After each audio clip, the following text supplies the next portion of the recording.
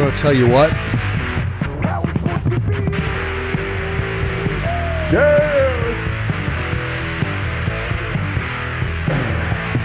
I'm going to be...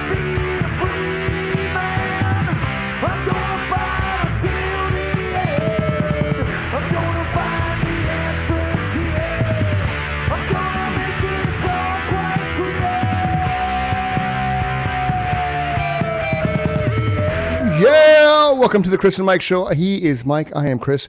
This show is brought to you by Riverside FM, the one and only choice for your podcasting platform. We are currently live on Twitch, YouTube, and chrisandmikeshow.com. That's just chrisandmikeshow.com. There's no "the" in there.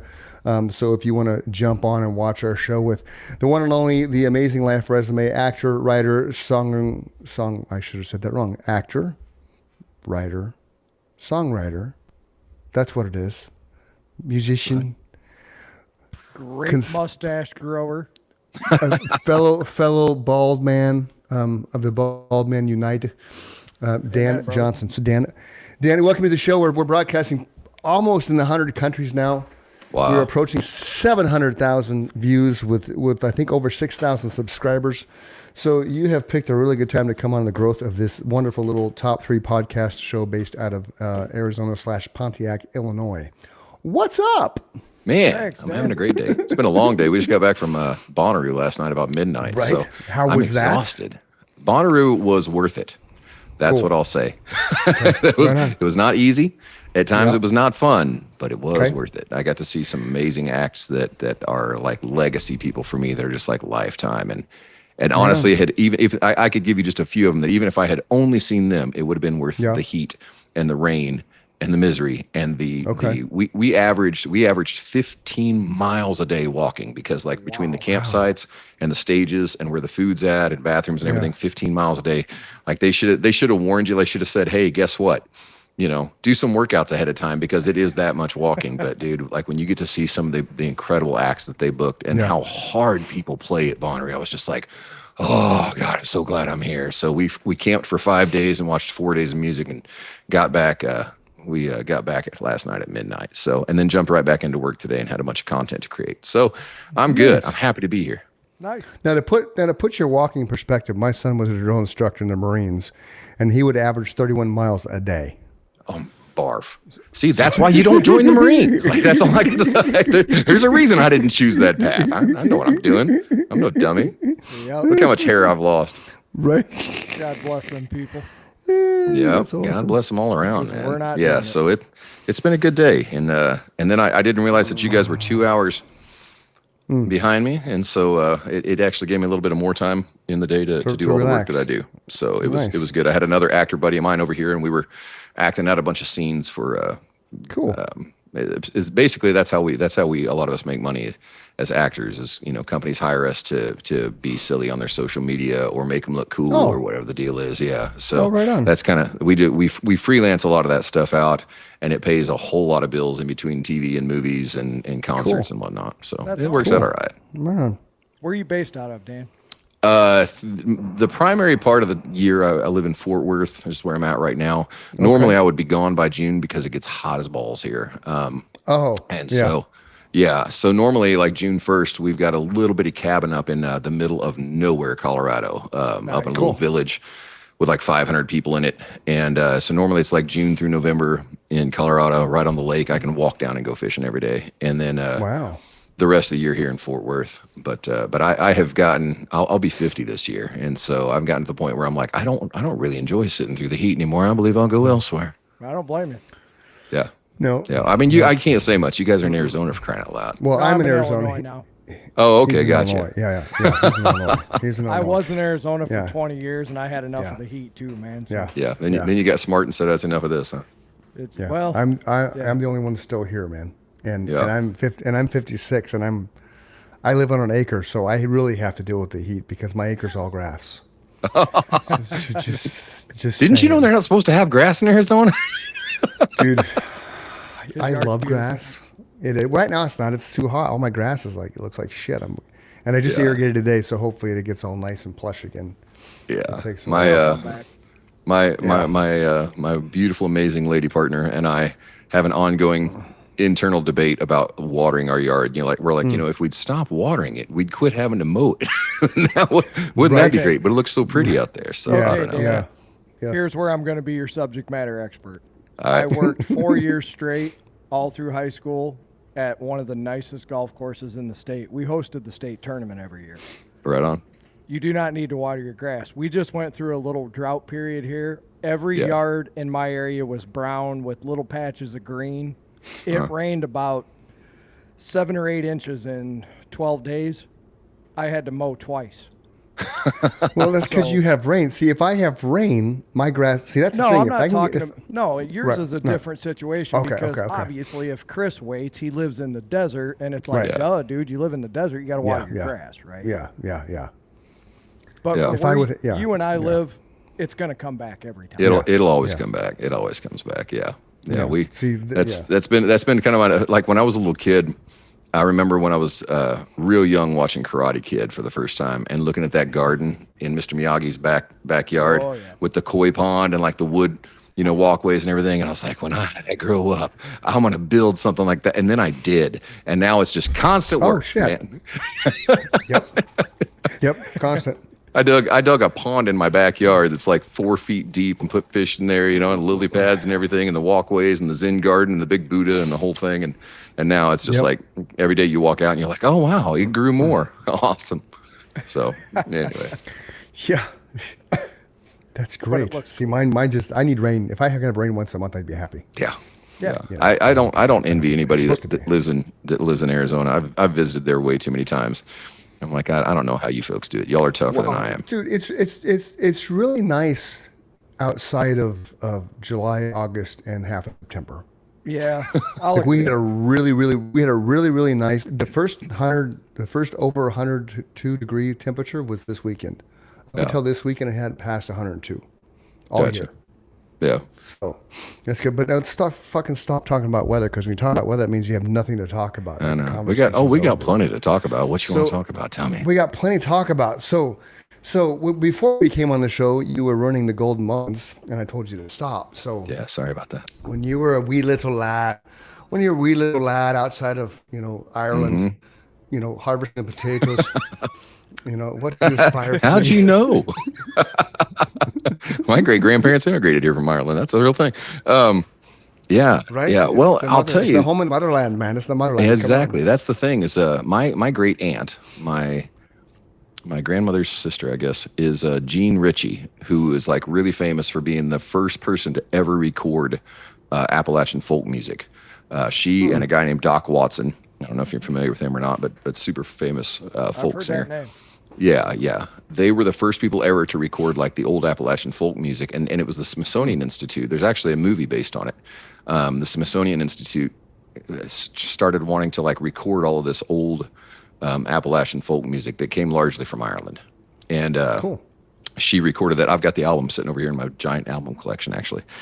And so music was just a huge part of everything that I grew up with. When I was a little kid, my dad's side of the family all lived way up in the mountains in Kentucky.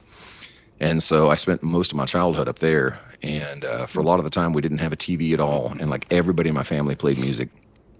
And, they all had that thing that families do. They call it blood harmony, where everybody can just sing together so beautifully, whether it's gospel or Nice. folk or country or Southern rock or whatever it is. So my dad and all of his brothers and everybody would get together and play guitars.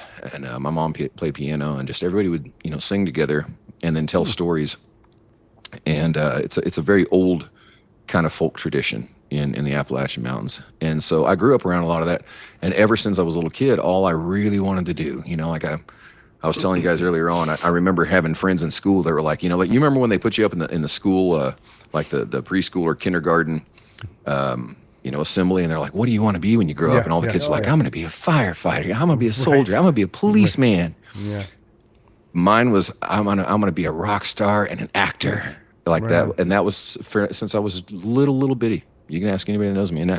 And so I did a lot of other things along the way, but nothing ever felt very true and genuine to what it was that I really wanted to do. And that desire never, ever, ever went away. And so that's what I decided to do eventually in my, middle age. I would call it a middle age crisis, a midlife crisis, except it's going pretty well. So, Awesome. you know, like, I get to make a lot of really cool music and play music for a lot of cool people. And I just finished a fantastic movie that I'm excited about, that I can't talk about too much yet, but, Okay. but it's been really cool getting a chance to like go back and go, man, that's what I wanted to do when I was a kid. And I don't know that works out for everybody, you know, like maybe, Very you know, few. that life gets in the way, you know, and you gotta pay bills and you gotta do the things. Well, you know, that's where the old Walt Whitman, most men live lives of quiet desperation. Quiet That's why desperation. I love that quote. Because most people, they begrudgingly live their life every day, whether they know it or not, right? So that's really cool that you didn't start, like Chris said, how did you start off? You didn't start off that way. You found, and that's what we're hoping to do here too. Him and I have always been creative spirits, right? We've had to survive in life, but I think the thing that keeps drawing us back together is just this simple drive to want to create something. Yeah. Yeah. Well, and your music goes hard. That was awesome. Thank you. Thank you. And the fact that you guys get to hang out together and do, you know, the podcast, like, you know, that I means think, more to me than anything. right It on, really man. does. Dude, it just, to me, I don't know. It's hard to balance. I read a book a while back, many years ago now, called The 4-Hour Work Week, which it's a bit of a misnomer because it's not an actual 4-hour work week. That's to get your attention and make you read the fucking book. But once you read the book, what you realize is it's about lifestyle design. And you're like, all right, man, you sit down and you make a list of the shit that's really important to you. And then you say, okay, what do I do that supports that? And what is the trade-off that I'm willing to make? You know, how much do I need to work? How much money do I need to make? Blah, blah, blah, blah, blah, to where I can design this thing that I'm really excited about. And that book screwed me up. Like my pendulum swung so hard, I fell over, you know what I mean? Like, so that was a big deal to me to say, man, I'm living a life of quiet desperation. I'm really unhappy with what it is that I'm doing. And I had this, at that point in time, I had this big consulting company, and, you know, I thought I was such a hot shot, and I wore a suit, and, you know, I had a big old house and I had a boat. I drove a Cadillac, and I was miserable, dude. I was so miserable. I had a therapist that was like, dude, you're only here because you hate your life. You know, like there's nothing actually that's wrong, you know, and I was spending more money than I was even making. And I finally just kind of gave it up. And I think I just hit a breaking point. And I went broke. Don't get me wrong. It's not like I left with a whole lot of money or anything. I mean, I walked away. And when I walked away, I had a ton of debt. I had a property investment where I owned like 5 buildings that were in development. Ouch. Yeah. And I literally just like handed it off to my partner, you know, for the small amount that she could, at that point in time, that she could afford to pay for it. And she took it on and rebuilt all the buildings, did everything. I sold the house that I owned. I moved to a tiny little 1-bedroom place, and I didn't even buy or rent that place. I found a buddy of mine who had a dilapidated, shitty little house in the old part of town. And I said, you know what I'll do? Because I had a construction company. I said, I'll personally remodel that and put that house back together for you if you let me live there for free. Nice. He's like, dude, done. Fair trade. So, yeah. So I moved in there and I just played music everywhere I could play music. And then when I wasn't playing music, I was working on the house. I had to jack up the floors and jack up the ceiling. I mean, it was a piece of crap. Yeah. And I just like, I let my pendulum swing probably too far, but I just needed a hard reset, you know? So, and then I did that for long enough to go, okay, well, maybe you don't want to be a starving artist. You can be an artist without starving. Let's figure that path out, you know? So, I played music on the road, I guess, for 7 years, maybe 8 years. And, the last thing that I did was I had been real upset about my dad's death for my whole life. Dad died by suicide when I was 10 years old. Oh, I'm so sorry, man. Yeah, no, it's okay now, but I appreciate that. But he was a vet who he got injured when he was in the military, and they discharged him. And they said, basically, you're too injured to work for us. You're too injured to stay here, but you're not injured enough for us to really give you any benefits or anything, you know? Yeah. And so our family had a pretty hard time because he was always hurting and he had a hard time keeping jobs and things like that. And so when I was 10, he went through a real bout with mental health issues, and he died by suicide. And so the rest of my childhood was essentially taken at that point in time. Yeah. Like, you know, they even like my mom even had to put bills in my name and stuff, you know, and like I went to work pretty soon after that. So me and my mom and my 2 sisters. And so when I got to be an adult, I got really good at being bad. You know, like if there was a drug, I'd do it. If there was a person, I'd have sex with them. If there was, you know, a drink, I'd drink it. And I realized at some point in time that a lot of that stuff was just anger about everything I'd lost. And so I had a spiritual experience down in Key West one time, and I was in Ernest Hemingway's house. Oh. And yeah, I love Ernest Hemingway. I love the man that Ernest Hemingway was, you know, like the character in life he was, maybe even more than his writing, because he was just larger than life, and he changed so much about literature, you know? So I was standing in his study in Key West, and I did this thing where, like, the tour group that we were with, I kind of hung back in the back where nobody'd see me, and I let them all go past, and I just stood there like soaking in this place. I'm like, oh my God, this is where this man wrote all this stuff, right? There's his typewriter, and there's his bottle of whiskey, and like the whole thing's there, and his cat's still sitting on the couch, and all this kind of stuff. And all of a sudden this breeze blew through, and I felt like I had this massive download of that he got to this point in his life where he felt like he had given everything he could give. There was nothing more he could give, and there was nothing more he could get from life. And he decided to end his life. And all of a sudden, it let me know how my dad felt. Oh. So I had this concept all of a sudden that was so strong that I had to go find a piece of paper and write it down. And I said, he took the Hemingway out. And so I wrote that down, and then I went off by myself, and I wrote this song called Hemingway. Cool. And what ultimately ended up happening is I turned that into an album, and then I worked with a buddy of mine who's a novelist, and we turned it into a book where basically like every song is a story song, and when you read the book, every chapter tells the full story behind it. And the whole point of that, sorry, this is a long story. Whole point of that, man, was that I took that on a 2-year tour around the U.S. and Europe, where, you know, every VFW, every Veterans Hospital, every military base, anywhere they'd let me go talk, I'd go talk and sing in the songs and tell them all the stories and everything. That is really cool. It was so cathartic. It was so therapeutic. And I finally got rid of that anger. I finally was able to turn that into something that helped a lot of people. It's So cool like now that healed you, Dan, but Oh you my know God. how much that gave them too, just to have that moment of not having to think about anything. It just, that unification of I need you and you need me. They didn't even know you needed them. You know? Dude, you're I hope they 100% listen. right. I hope they listen to this because Oh, well, and I that got was the thing. goosebumps, man. Man, I like, you know, like all my, like I come from 4 generations of ministers, Baptist preachers. Oh, right on. Oh, we lost you. That's a Yeah, great all right. picture, man. Yeah, Oh, thanks. I'm here. He's sharing your stuff online. That's my serious face. That's an awesome Yeah, no, photo, it's, dude. yeah. It's not my mugshot. I can show you that too. I was in jail a while. No, I don't want to see. I don't want to see your mugshot. But I come from this long line of ministers, and so I would do this altar call basically, and I'd say, man, if there's anybody out there that needs to talk, I'm going to hang around here as long as you need me to talk. Okay. And I would wait after every show, and man, the people that I talked to, people that were either soldiers, you know, active military or vets or family of or friends of, and I did that for 2 years, but that was a nonprofit tour, and so I didn't take any money out of that for 2 years straight, and I was already pretty broke. And so at the end of that, it was, my last show was November 23rd of 2019, which was the night before Thanksgiving. And I was in Trinidad, Colorado from the last show of the Hemingway project. And I spent Thanksgiving. I might get emotional about this. That's okay. On Thanksgiving Day, I left Trinidad. And I was like, man, I'm finally done.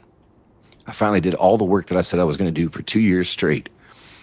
And I'm broke, and I don't know what I'm going to do next, but it's going to be all right. And this guy saw my truck and trailer in a truck stop, and I've got a graphic on the side of it with dog tags that says Operation Hemingway, combating veteran suicide. And on Thanksgiving Day, this trucker comes up to me and he said, hey man, can I talk to you? And he was like right there. He was like right there, about to go. And I was able to talk to him and tell him that story and just show him love and care. and tell him like where to get resources, where he could go, who he could talk to, get him hooked up with some people that would care and some people that would help. And I realized that mission of mine will never, ever go away because I feel it so strong.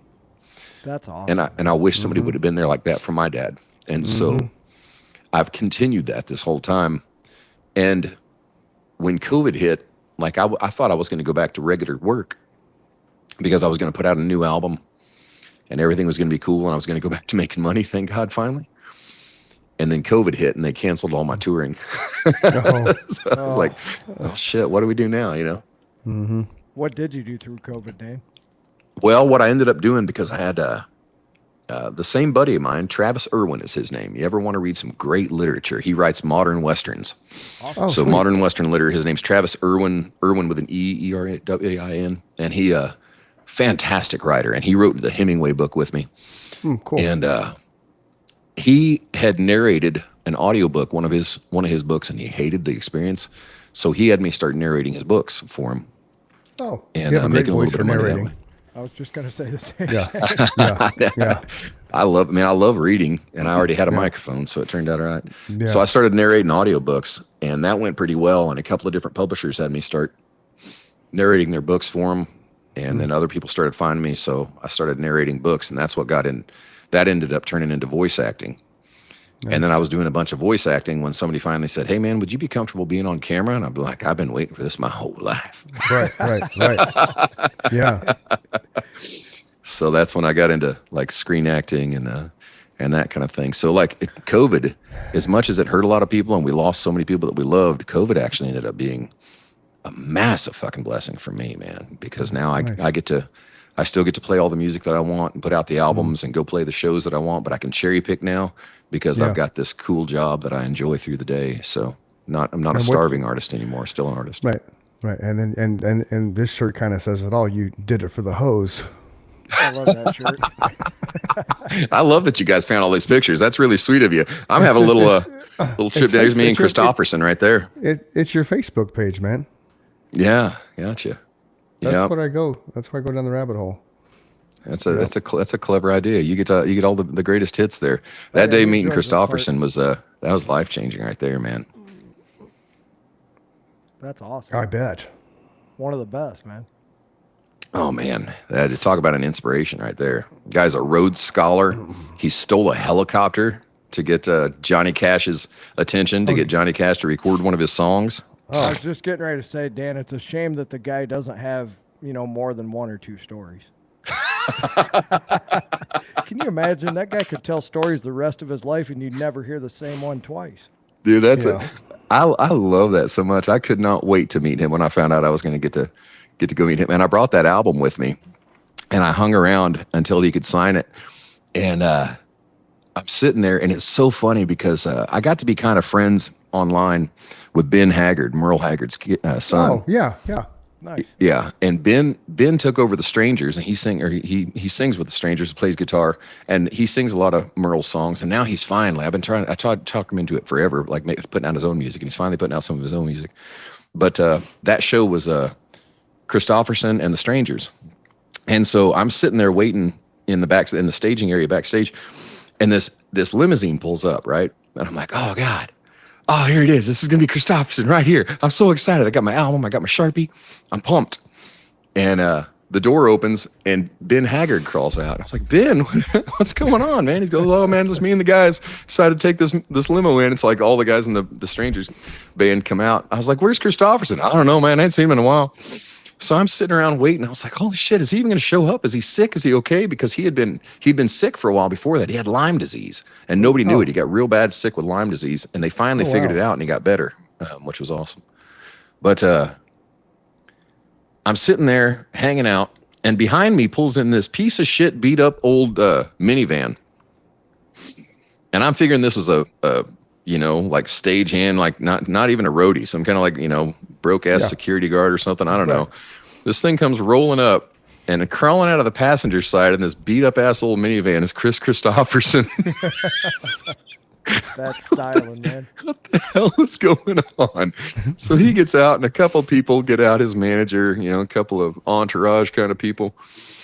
And he gets out, and I just can't believe it. And I was like, Ben, oh my God, Ben, there's Chris. What's he doing?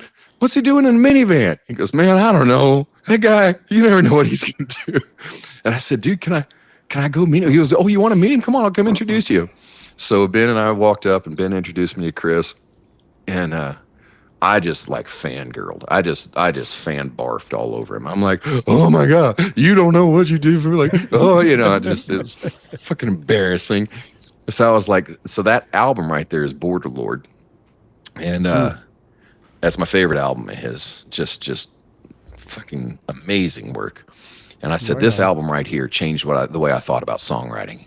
And I've been carrying this here, and I just wondered if there was any chance you might sign this for me. And his manager stepped in and says, no. Chris doesn't sign anything. Chris got to take care of his hands. He doesn't sign it. And Chris pushed his hand against her. He goes, hey.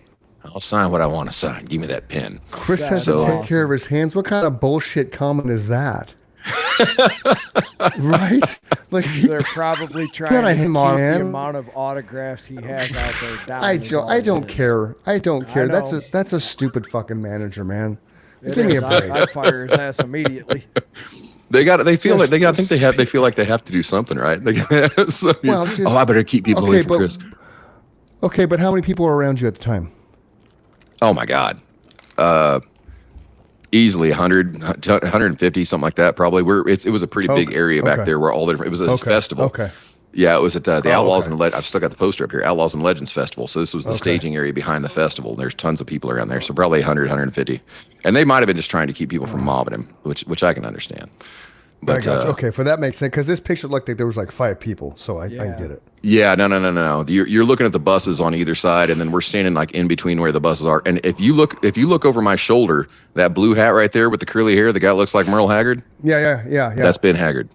Okay, cool. Nice. So he looks just like his dad, and he sounds just like his dad. It's a trip, man. Then he should definitely be recording music. Yeah. So Chris ended up signing it, and I framed it on the wall. But that was a cool day. I spent the whole day back there just waiting to meet that man. Because you're right, he could tell stories. He could tell you stories probably for a year, and you'd never hear the same one twice. Well, man. And I don't want to denigrate anybody's career, but all these wannabe, I'm living the life country stars of today are just acting out what he actually did. Him and Johnny and Merle and those guys, Waylon, they were the outlaws. They lived the life. They weren't staying in a Ritz-Carlton. They weren't making $5 million a gig. Yeah. They just loved playing music, and they loved drinking whiskey, and they were living that life. Oh, man. There's the dog tags on the truck. Yeah, that's the one. That thing has 430,000 miles on it. It's sitting in my driveway right now. I swear I still go everywhere. And that's my baby FJ. You can bury me with that motherfucker. It's a Toyota, right? Yeah. Yeah, there you go. 450,000 miles. There you go. Fucking Toyotas.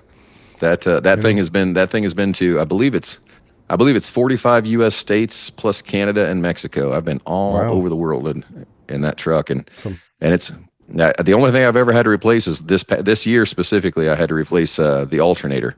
I was coming back from a show in Oklahoma City or something, and I think and the voltmeter started bouncing. I was like, well, finally at 430,000 miles, there goes an alternator, but never a starter, never an air conditioner, nothing. It's crazy. That's crazy. I keep telling her if she'll get me to 500,000 miles, I'll just replace the whole drivetrain just to be nice. Yeah. Yeah, it's been kind of wild, but you're right about the way that oh God, there's a hell of a wreck. I went through 600 feet of guardrail. Oh. Yeah. Why'd you do that, Dan? As a matter of fact, same trip. I was on my way back. No, I had played a show in Wichita, Kansas, and I was headed back when I lived in Dallas, and it was about 3:00 in the morning, and I fell asleep on the road and went through 600 feet of guardrail, and they had one tow truck that pulled the front up and one tow truck that lifted the back up, and they pulled me back onto the highway, and I started it up, and the tow truck driver goes, "There's no fucking way," and I just drove it home from there. Wow. Okay. They're pretty indestructible. I've got a buddy of mine that's kind of a bigwig at Toyota, and he said that the rumor is that they quit making the FJ Cruiser because it was indestructible. Oh, well, yeah. God forbid you make something that people are going to live. See, I've always been Chevys and Ford. My Chevy, I drove from 2,800 miles to 274, and the only reason I got rid of it is because I hit a deer, and it just was never the same after that. Otherwise, it was a great. I mean, I had changed the tires on it once. I don't remember anything big ever really going out on it because it was 2004 Chevy Z71, Vortec V8, the kind of motor you step on the gas and you're just fucking gone. It was a great truck. It was just a great truck. It's Yep. Dude, those Chevy Vortex. But that goes right. I remember I had a buddy of mine. Let's see, I graduated high school in 1995, and he bought his truck shortly thereafter. So it was probably like a 98, something like that. And he drove that thing. Oh my God, he drove that thing until I don't know, something caught it on fire. Like I think he had a brake lock up on the highway or something, and it got hot enough to set the tire on fire, and the tire, But other than that, like I can't remember how many miles were on that thing, and he was beside himself. That something finally took it out, but it literally took being burned up on the side of the highway before the thing quit running. Well, it's that whole thing though. You take care of something, it's going to last. Kind of like you take care of your body, it's going to last. You take care of your voice, you're going to sing forever. You take care of your change your oil and all that kind of shit. People don't understand that concept with life, but routine if you do, right, exactly. Now the trick would be if we all took care of our bodies as well as we know how to take care of our vehicles. Chris does a pretty good job of that. Actually, stellar compared to the rest of us. I do not. Yeah, I'm just blessed with a high metabolism. Yeah, when I stopped drinking, Dan, my addiction went to fitness. So there's that. Gotcha. So that's been 21 years of just, aside from a couple 21 years. Congrats, man. That's amazing. What made you decide what made you stop? My wife and I had a big blowout argument, and we never really argued, and woke up the next day. I was like, something's got to change. And, I changed. Never looked back. Wow. Yeah. I'm weird like that, though. I stopped chewing Copenhagen on 4th of July weekend, like back in, I don't know, 2008 or 9, because my can was empty. I didn't want to go to the store, and I'd been chewing since I was 17 because I was started playing baseball. I was a catcher, so baseball chewing. That's right. So I'm just weird like that. I just legit. I looked up, grabbed the can. I'm like, fuck, it's empty. I'm like, looked at my wife. I don't want to go to the store. I didn't want to go to the store. Quit chewing because he didn't want to leave. I didn't want to go to the store. It was July 4th weekend. Nikki and my son were visiting some friends in another state, and I was just kind of chilling at home alone. And I'm like, that fucking sucks. And so I just that's it. That's my Copenhagen story. Just stopped on a dime.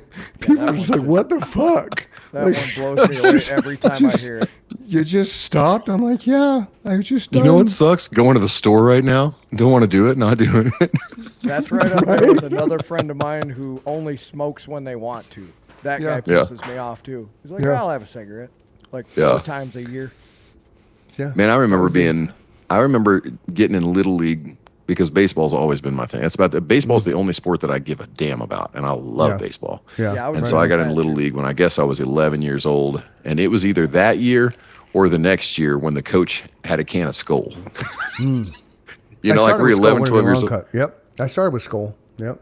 Yeah. And like literally, like he's like, anybody want to dip? At that age. And so a bunch of us did, and then we all got sick and puked. So it might have been a good strategy. Who knows? That's what happened to me. I was just getting ready to tell you. Luckily, I wish that would have happened with smoking, but the guy's dad lives right across the street from me now, ironically enough.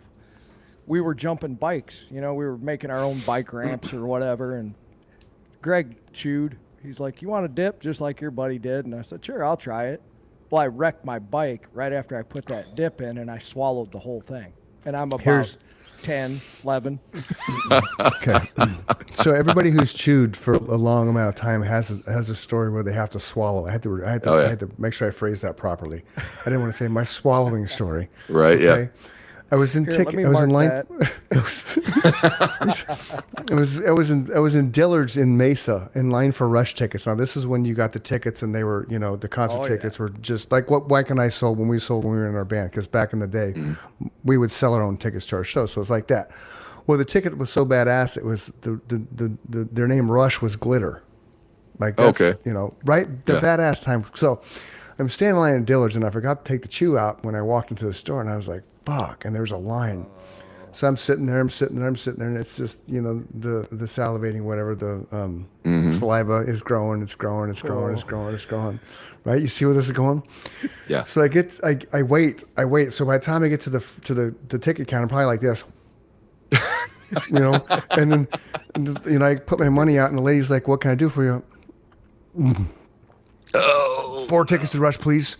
You know, and I'm like, fucking hurry up. So I give her the money, you know, but here's your tickets. Thank you. As soon as I walked out the door of Dillard's, to the left was the dark garbage can. It's just, whoa! But I got the Rush tickets.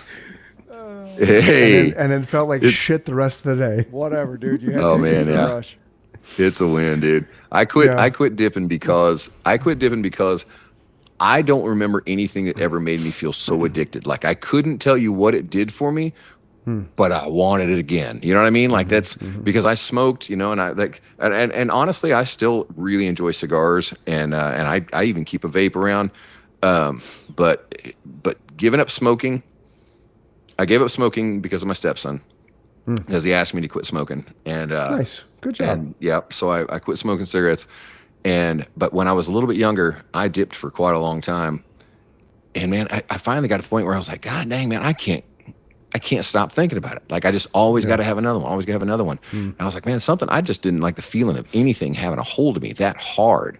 It pissed me off, honestly, to feel like I had, you know, so little willpower that I couldn't just put something down.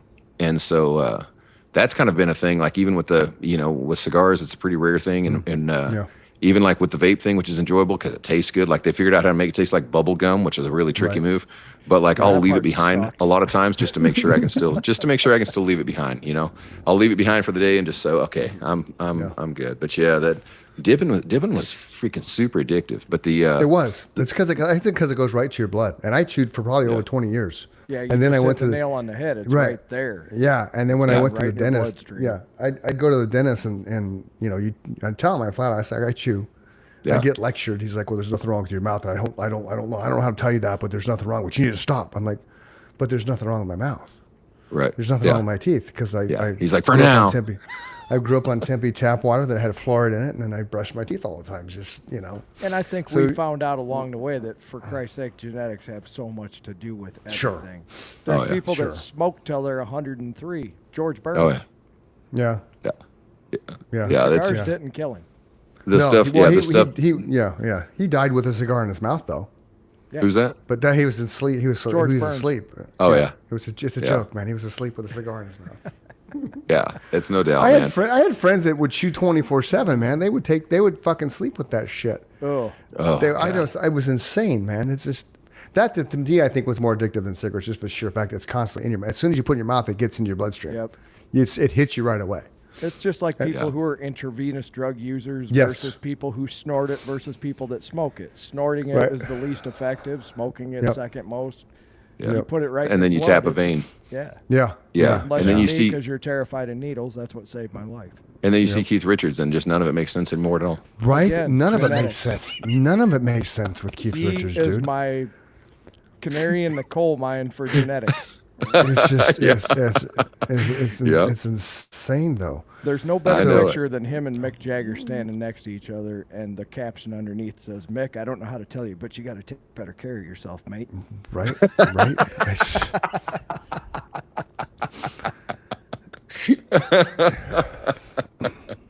Oh, dude, yeah. There's no other explanation than there are genetic factors at work here that we don't have any idea about, man. So Okay. I want to talk a little bit about, because we've got about 15 minutes left. I want to talk a little bit about what you've done from an acting standpoint. 'Cause obviously the you did some acting voice, thing- you did some voice acting and stuff like that. Yeah, the acting thing got interesting because it's odd because when I was a kid, I was in kind of that the traditional term would be loser, but I don't use that anymore. Okay. I was Okay. in kind of an outcast crowd. All right. Okay. I like we were the outcast kids better. that didn't. Yeah, we were outcasts. We didn't have like a cool kid table. You know, there was a bunch of us that only hung out together because we were all outcasts. You know, we kind of found each other that way. You know, and we probably played, Dungeons and Dragons all weekend long, and we wrote this read a bunch of amazing books song or comic called- books. Yeah. Cool. I wrote this And, amazing song called Silhouette of an Outcast, not to interrupt you. So I get that totally.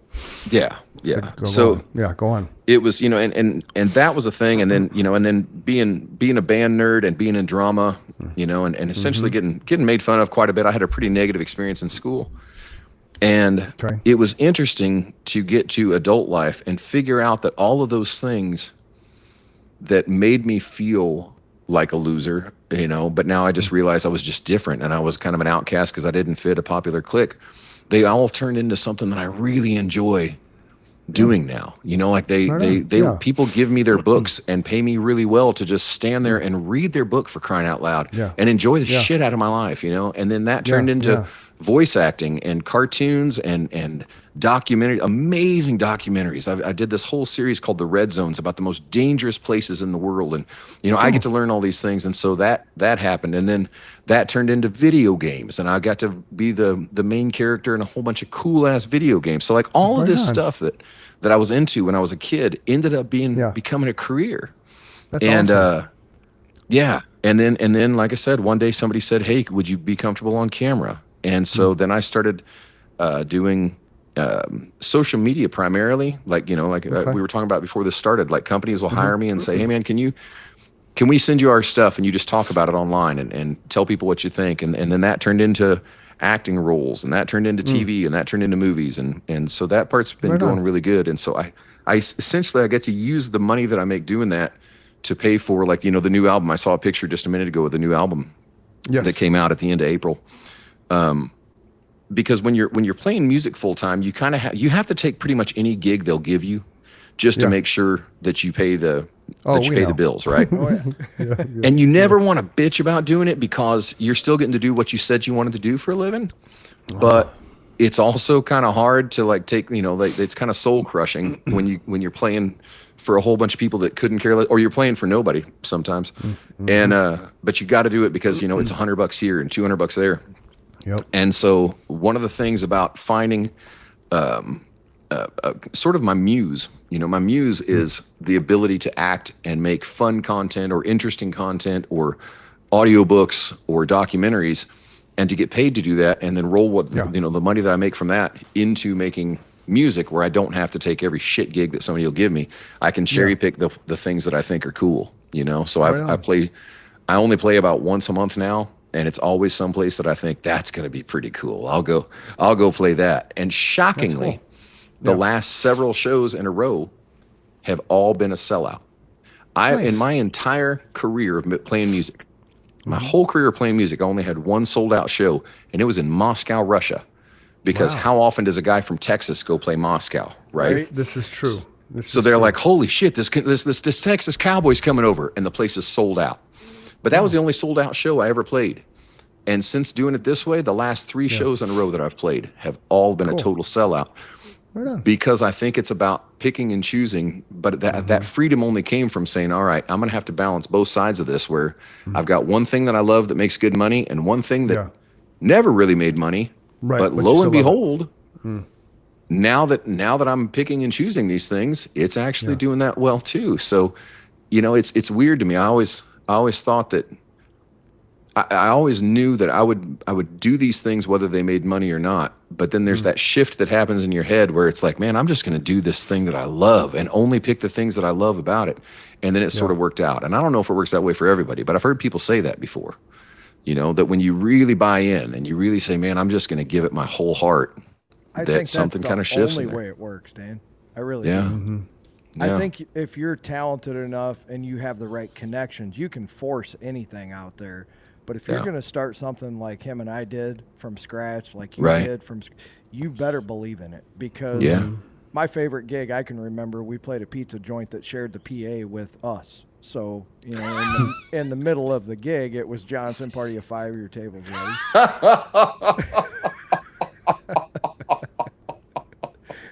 That's dedication. That's dedication, man. On a Tuesday night, Yeah, I mean, dude, that's like the Beatles playing a strip club or a bowling alley, man. Like, what are you gonna do? Do you want it or do you want it? Chris says it best. We wanted to jam, man. That's all we wanted to do. That's all I ever cared about. The agents, everything that came along with that later, that was like, hey, we believe in you guys. We're like, cool. We believe in us too, right? Come on. Just come along for the ride. There was no I mean, we were excited. That's the wrong word to use, but there was no shock that anybody liked what we did because we loved what we did. Yeah. We were our biggest fans. That's the whole point. Right. That's awesome. I'm just gonna let you know, Mike, I'm totally stealing that line. Yeah, but It's no, yours, brother. It's it's true though. It's true though. That's why we had so much fun. That's why there was no aw shucks moment. There was no arrogance and egos and narcissism with us because we just loved what we created and we wanted to share it and we wanted to entertain and just go jam. And Like, I know just- that's so cliche to hear, and everybody's it's like, true. "Yeah, right." There was one moment where Scott and Rick, for whatever reason, got into it, and I put the kibosh on that right away because Scott and I had been together for a long time. It's like, hey, man, you got to talk things out. You know, you can't just the guy's sensitive. You can't just attack somebody. Yeah. And then the end of that, he's like, I didn't really think I was attacking him. It wasn't intended, you know. So what Chris is saying is true. It was always what is right for the song and what's going to make this band stand out from everybody else. Yeah. Yep. Yeah. Because individually, we weren't that great of musicians, but collectively, there was magic that happened. There just was. That's so cool. So how do you guys coordinate now that you live in separate, like halfway across the country from each other? well. We just do this. Right now, we've just been doing this. I have been writing music. He's been writing lyrics. We're going to make that happen eventually. Cool. It's just, That's I how- think this yeah. was a way to force us to do something on a weekly basis. We talk all the time. Now, if the music happens, it'll be like, yeah, that's the next natural progression. He was Right. he was in a funk, Dan. So and I started sending him lyrics that I was coming up with because I'm not that person who writes. I don't sit down and write. It has to hit me, right? I wait Yeah. till somebody was whispering in my ear and then I pen it. You know, you write same here. lyrics. So it's the same concept when I write my books. It's like I got to have the idea, and then when I got the idea, it starts flowing. So I never forced myself to write anything. So I came up with something one day, and I sent it to him, and he's like, "Well, I can't play because this, that." I said, "I don't fucking care." So I just kept sending him stuff, and because I was in a weird little mode where I stopped playing music in 2008 because I was done with the final band I was in because it just put such a bad taste in my mouth because that was narcissism at its best. And we wrote a Sturgis tour in 2008 and our drummer quit the day we got back. The bass player quit while we were there and I'm trying to keep all this shit together. Motherfucker had the balls to call me like 2 weeks ago. The narcissist once said, "Hey, I need to buy a house." Like, never fucking calling you back. Like, what the fuck? Then I find out later that one of our mutual friends, he got separated. And then 2 weeks after this person found out they got separate, he asked out that dude's wife, like, "Who the fuck are you, man? What kind of human are you not?" So, but that just kind of like I was done. Like I've been there, done that. You know, everything we did with Nemesis is still the best time in my mind musically that I've ever done in my lifetime. So it sucks we couldn't get to where the last band did because we ended up going national recording. We're on iTunes, all that kind of shit, which is cool. But I'd rather Nemesis be all over the place. Gotcha. But that's the thing. So when I started writing again, just shit started just popping up in my head. So I'd write it. I'd send it to him. I'd do it on my Apple Notes, section of the iPhone Notes and send it to him and send it to him. And we've told this story many times. You probably haven't seen this part, one of these clips in the show. But the cool thing about Mike and I is I could write lyrics. I could give it to him. And he would read those lyrics. And the next day at practice, he would come back with the music that emotionally fit what I was writing about. Like Bernie Taupin and Elton John. Yes. Yes. Same kind With distortion. Yeah. Just fit it. Just like he knew whatever I wrote, I didn't have to say anything to him. I would just give him the lyric. Hey, I wrote the song. And then the next day he'd come back with just this riff that fit. We'd have to maybe restructure it. Okay, I need more verse here and chorus there, whatever. But what he came up musically just fit. It just fit. It's, two And peas to in me, a pod, dude, whatever. That was the highest compliment because I just talked about this with another musician we had on Friday. I'm not a cover band guy. I don't know 100 cover songs. If you want me to sit down and play the solo to Stairway to Heaven, I don't know it. But the guy I was talking to could. He actually played it while we were on the show. I'm like, but he gave me a huge compliment too. He said, "Mike, I'm going to throw myself under the bus. If you notice the way I play that, there's no bends in there. I play it straight because that's the only way I can play it." Yeah. He said, all that shit that you're doing that you think you don't know what you're doing, Yeah. He's like, all that, your dynamics are outstanding. Your phrasing is outstanding. You know, he knows the right musical vernacular to say, I guess, you know, all that stuff I just do naturally, right? It sounds good to me. I know how to make a guitar sound like I want to make it sound. So when I would read his lyrics, it was almost like it was a sixth sense, you know? Yeah. In the end, he doesn't know this, but ultimately it was just my goal to never let him down. You know, it's like I knew those lyrics meant something to him. Oh, dude, that was the moment right there. That's amazing. I love that. I was like shaking in my boots to go, here's what I think that you'll like, right? Yeah. Because I knew what his lyrics meant to him. This guy's a serious writer. He's not. I went out on a Saturday night and I met this hot blonde and we got in a Ferrari and we went to the lake and I banged her. None of that shit. None of that shit. These lyrics were like either something he had experienced or something that he wanted somebody else to experience, which I thought was badass. Now he's writing in the third person as somebody else, right? Oh, dude. And Chris, that's been an interesting one that I've been digging into lately. I've had this meditation that I've been doing before my shows where I watched this interview with John Mayer quite a while back now, I guess. And he said that a big change happened for him when he stopped saying, hey, look at me, look at what I can do, and started saying, how much can I connect with you? Right. Yes. You know, and so my whole objective, Dan, was not to stand out. Right. Right. Like during the song, I would take my moments in between his moments to make sure that nobody got bored, right? Because especially me, I like to do things that keep myself interested too. Of course. But I was so green as a lead guitar player that I was scared the whole time I was doing it. That's the one regret that I have was I would play these leads and everybody would be like, wow, man, that was cool as hell. And I'm like, phew, thank you. Yeah. I just winged it.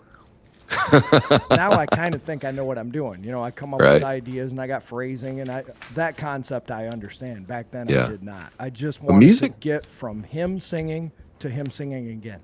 Yeah. I think music can be tricky because, like, you know, by its nature, you know, unless you're just sitting at home, which we all do, just sitting there playing by yourself. But as soon as you make public music, you know, whether it's online, whether it's, you know, on stage, whatever the case is, there's people watching and listening, you know, and then it becomes, and then like, you know, you get the self-doubt creeps in, and then when you do well, you're like, oh man, look how good I did. And I think that's one of those things is like getting rid of an ego is one of the toughest things, and saying, man, I really don't want this to be about me anymore. I would really just like to connect emotionally with what, you know, with who you are and what you're going through. And that's been a huge change. Mode when he contacted me again, but I was too embarrassed. As much as I love this guy and I know he loves me, there's still that I shared a stage with this guy in front of hundreds and thousands of people, right? Yeah. It's like we're equals on that level. And how do I tell him that I'm not mentally prepared to do whatever, right? So here's the way I did it. You want to do a podcast, dude? Right. And now here you sit in front of hundreds of thousands of people. You screwed up. No. And here's why. Because I knew, just like, and I said it the last time he had one show off, but the last time he was here, every night I went on stage, Dan, and I'm going to say this for the rest of the time we're on this show, I knew I was going on stage with a murderer. Wow. No matter how I felt going on there, this guy had everything under control because that's what he lived for. Yeah, and that's what I wanted in a front man, right? Somebody that had no ego off the stage, but when he took the stage, it was like, I'm here, this is my show, you guys are just along for the ride. Yeah, gotcha. Serial killer. That's how he looked back then, 1994. Yeah. Think about that. He was that guy in 1994. Wild. Yeah. Wild. So you guys haven't put out any music for a little while, but you know it's coming back around. Oh yeah. Some point in time. time. It's gonna happen. Yeah. We're meeting too many musicians like yourself and producers and people who inspire me to want to do better again. Right. This is so much fun on that level for me. Right. How many episodes have you guys done now? This is 210, I believe. I think. Yeah. Wow. This is a small sample of my lyrics, Dan. Hang on, you got to get the screens off. Oh my God, dude. Actually, just small. Well, it's a shame you don't have any material to work with. I know. That's what my drummer and I said when he showed up. We're like, "You got any lyrics, dude?" He's like, "Yeah, that's what." We thought it was like his lunch or his books or you know. He's like, "No, that's what this is." Oh yeah, we're gonna be okay. Yeah. Yeah. You guys could do the thing where you. Right, and then I still wrote on top of that. So like half that stuff wasn't used. It was just stuff. I started writing as a senior in high school. My English teacher challenged me to write a ballad for a class because she saw something in me, and I wrote it and got an A. I'm like, holy shit. And that was it. From that moment on, it's just that changed the trajectory of what I wanted to be a writer when I grew up, and then I went through acting, went through music, and then realized, okay, I can be a singer in a band that encompasses everything. It's acting, it's writing, it's music. Which is why I just wanted the jam, because that's what I needed to make my day. I don't know, to finish my day out. I needed to be in front of people and just see their faces. And here's how crazy that is, Dan. I just recently learned on 2 episodes ago that he was done with music before he met me that night. Oh, no shit. He was like, I was going on to acting and... I'll be damned. Yeah, I was kind of like you. Yeah, I was kind of like you. I knew I wanted to be a writer. Long story short, then I won a bunch of awards and got an internship at a local paper in Arizona, and I realized, okay, I worked my ass off for $25. Like that's not paying the bills. So brilliant. Right. I'm gonna go into acting because it's a sure fit there. And then so I had local success with that, plays and musicals. I had a couple independent films where directors came into the classroom looking for actors, and I just had the look. So. I had some really fun roles I played, and then it just, I kind of realized, okay, well, this isn't really going to go anywhere because I didn't have the balls to go to L.A., right? I didn't have the balls like Mike did. Let's just jump on a Greyhound bus. And I stopped in Phoenix. So it's one of those things that just when we met, he was like, he had a band, and I was like, okay, why not? It was one of those things that we were supposed to be there, and here we are. 30 some odd years later, still friends. It's still really good friends. It's a long time. Yeah, it's a long time to be friends with anybody. Plus staying in a band. Making music together. Mm-hmm. There's we did this dedication on the new album because like the original album was called Salt Cedar Rebels, and it's more of like a concept. It's more like a collective, like all these different people who have checked in. There's been like 25 Salt Cedar Rebels over the years, right? Okay. And depending on where we're at, what kind of music we're playing, people have always come in and out and added things or subtracted things from the band, and it was interesting that when we did the 10-year, the new one is Salt Cedar Rebels 2, and it's a 10-year anniversary. So we re-released the first album on vinyl, and then did the release of the new album. So 12 new songs on vinyl and streaming, and the dedication to it was like all of this has been formed by the people who checked in and checked out over the past 10 years, and brought some level of like something that I heard from them, or some level of creativity or inspiration that I got from them, or some really painful, like the guy that was the lead guitar player for a long time ended up having an affair with the woman I was married to at the time. And then he and I got in a fight, and I ended up in jail over it, like there's been like a lot of those stories that happen. And so to maintain that kind of a friendship for 30 something years, through making music and hanging out and being buddies, and now the podcast, that's amazing. It was like the Three Musketeers, only there was 4 of us. We knew we needed each other, man, and that's the moral of the story. And in a nutshell, is we knew we needed each other, and there's no reason to fight with your brothers. And if you do, get it over quick. Hey, I don't like what you said there. Move on. Whatever. Yeah. And I've never been a fighter, man. I just want to. I've never had it. I just told the story to another buddy of mine at work, and this is a true story. Chris and I have never raised our voices to each other ever in the whole time we've known each other.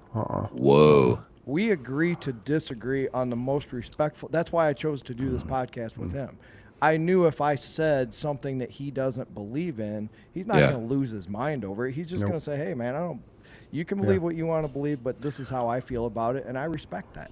Yeah, if nothing else, that's about the most unheard of thing I think that's ever actually happened in this whole conversation. I can't imagine, dude. I've yelled. I can't think of anybody I've never yelled at. That's wild. Yeah, I can't either, other than him, because I don't want to. I have no reason to. Yeah, I've never yelled at my wife, dude. Even when my wife and I were in our darkest part when I was drinking, I don't remember ever really yelling at her. We don't argue and fight. And when we do fight or have disagreements, we call them, it's on this level. Yeah. It's not screaming and yelling and calling each other's names. It's like, I don't like that, or I don't like this, which I don't like that. And it's this really weird dynamic. People don't often believe me when I say that we just don't fight. We've been together 31 years, and 21 years ago, 22 years ago, I had a really bad year.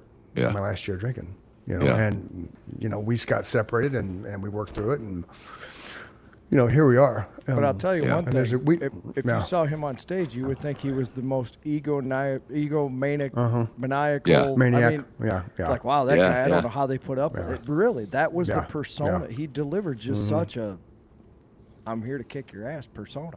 Yeah. And he'd get off stage and be like, hey. Yeah, he would tell me, people would say, well, he left, he's just a dick. He's like, no, he's married, he's got a kid. That's why he left. Yeah, that's what I was he's hearing. He's not a dick. Wow, how do you put up with your singer? I'm like, I'm thinking, rest in peace to Scott, but he was the person that you were going to have to, the drummer, right? He's fucking crazy. Drummers are crazy by nature, most of them. Yeah. They would say something bad about Chris, and I'd just start laughing. I'm like, he just had a baby. He's got a wife at home. He just left, man. That's the nicest guy you're ever going to want to meet. I know what he looks like up there, but wait till you talk to him in person. Up there. I got like a very Henry Rollins kind of a thing, like screaming, like everybody's like, "Oh my God, this huge personality," and then he's like, "Hey, can we talk about Tao Buddhism? Because that'd be great." Right. On stage, he's swinging from the light rafters. Yeah. Right. I was a performer, man. I was an entertainer. That's what I saw. I'm gonna be here one day. I may not be here tomorrow, so might as well just fucking go for the fences. We need to have you back on the show because dude, I'd be here in a heartbeat. You are an amazing human. You have a great, very old soul. So when we get done, we're going to get you in July or August because that's where we're booking now. But let's do it. I think we got about a million other things we can talk about. I don't think we even scratched the surface, guys. But we want you on a Friday because a Friday we have unlimited time. Okay, right on. Okay, so we'll do that. Cool. Count me in. We always, and thank you for your time. We wrap the show up like this all the time, which you're going to really dig because of what we've talked about today. So if you're feeling sad, suicidal, depressed, don't do it. Go scream at a pillow, go outside and run, go work out, go find somebody to talk to. If you can't find somebody to talk to, we have a friend that came on not too long ago. He's behind an app called Zobi. Zeo, right? Zobi, is that it, Mike? Yep, ZOBI space AI. Yeah, so go Google Play Store or Apple. It's basically it's an AI chat generated therapist, $6 a month. It will help change your mindset. If you want something more immediate, sunflowersober.com has all the resources you need, regardless of what state you live in. You can still text 988, but there's some stuff going on with that. So just remember not to leave a hole in somebody else's heart because you chose not to wake up tomorrow. It does affect the people that you leave behind, and you don't want to have that trauma carried on to them, so don't do it. Tomorrow is always a better day with you in it. That being said, I'm Chris. He's Mike. This is Dan Johnson. DanJohnsonMusic.us. That's correct, yeah. That's one of the great. I mean, I just Googled him. I just Googled Dan Johnson, singer, songwriter, actor, and all the stuff came up. So you definitely want to pay attention to him. You want to find him if he's playing his unique shows because they're going to sell out. So you want to get tickets. If you ever come to Arizona, let me know. If you ever go to Illinois, let him know. Just made a new connection in Arizona that wants to plan a tour out there. So I'll be hitting you up pretty soon, brother. Awesome. So we will be there. It'll be fantastic. For the Chris and Mike Show, I'm Chris. He's Mike. And again, this is Dan Johnson. Nothing but love. Thank you for your time. Guys, I thank you so much. Appreciate you. And we will have you back on. All right. We'll see y'all soon.